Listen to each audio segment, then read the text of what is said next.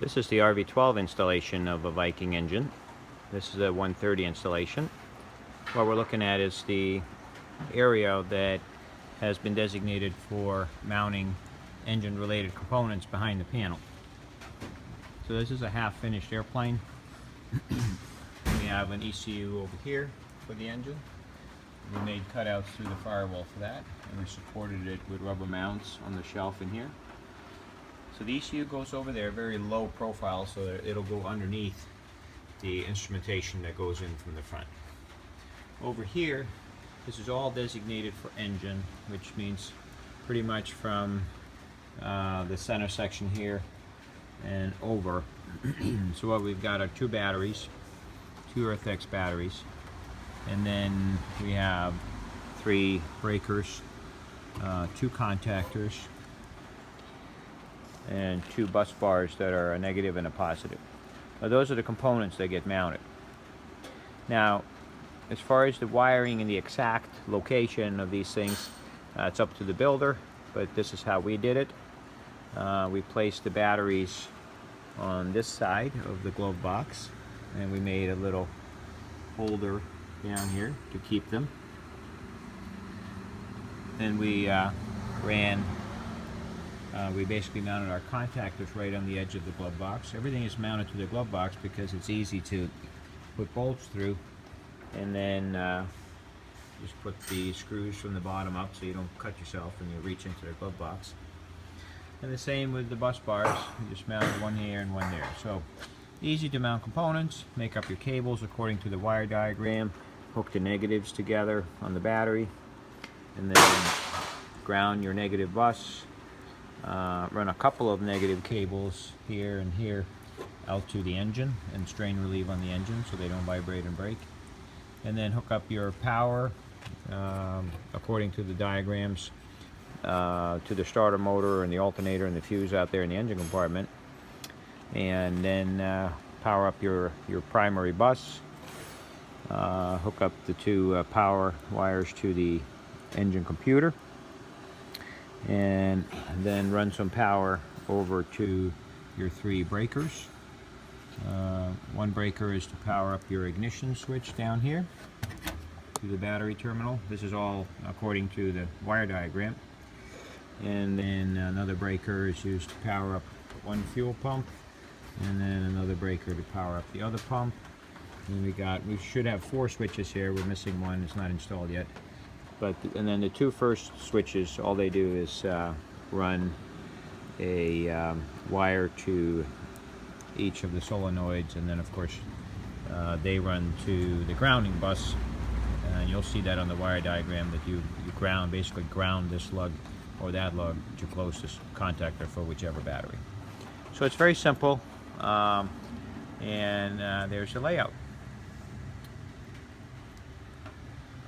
Okay, from the panel side, we've got the ignition switch right here.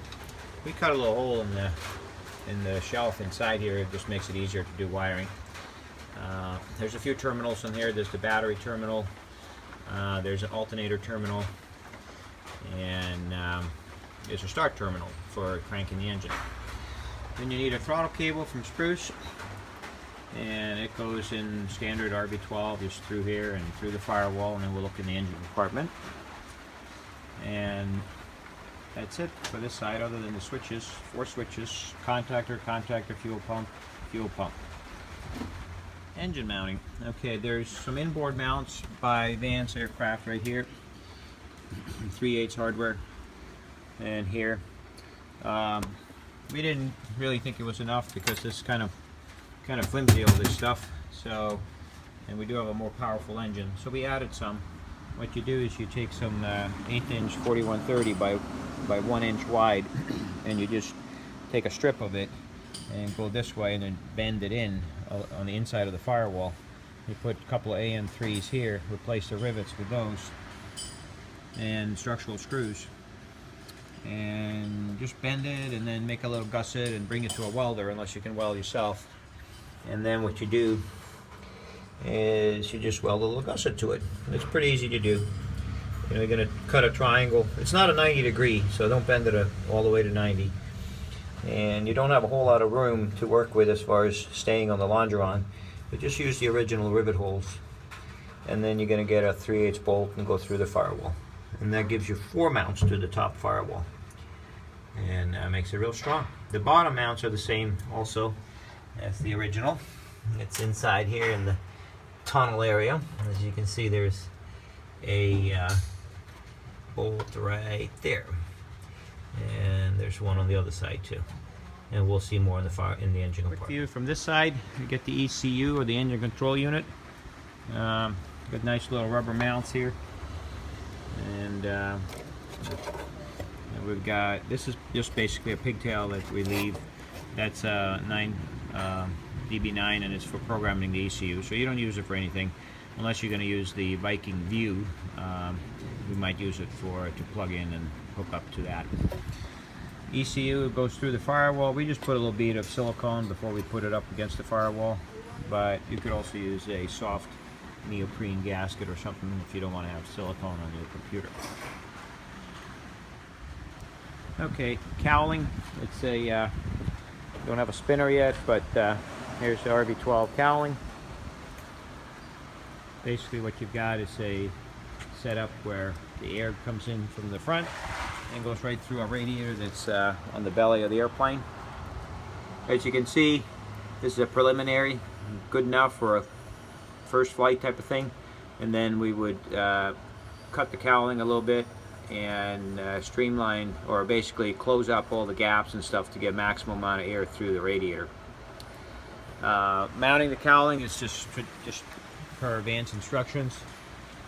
Piano hinges on the sides, piano hinges up here, there's piano hinges in the back here, and they get inserted from here. I always use undersized pins after I'm done to make it easy to install.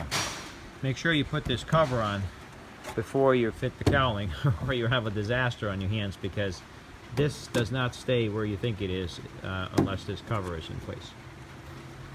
And then as far as a gap in the front, you know, whatever you think is right. We usually put the spinner bulkhead on and then make the cowling around that, and put an even gap around the whole thing the best you can.